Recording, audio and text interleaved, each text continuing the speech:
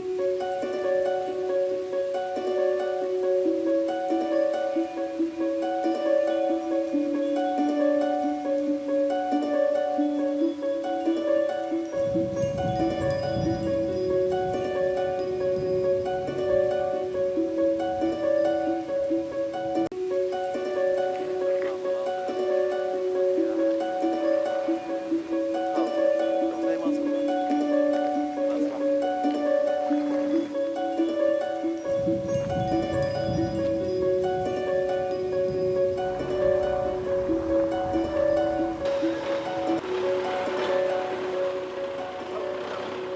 بالمختصر هلا صرنا احرار.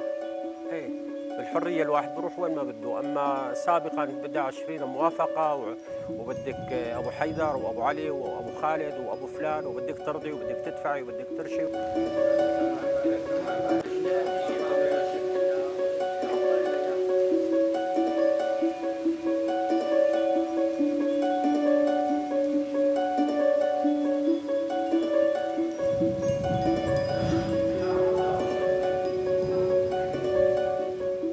بس المؤشرات يعني خلال هالاسبوع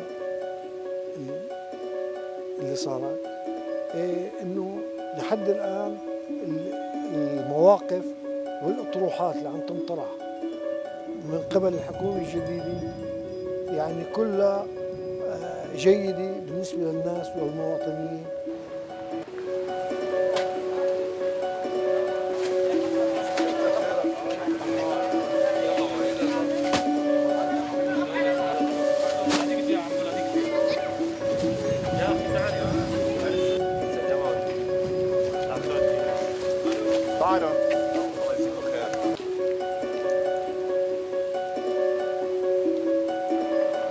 قلت لك المخيم بالنسبه لإلي روح لإلي، يعني بتحسي عن جد انه منطقه، انه فلسطين تبعك، انه موجوده هون، بتحسي حركات رغم انك انت بعيده عن فلسطين، بس فيها كثير شغلات انه هون عن فلسطين بتحكي.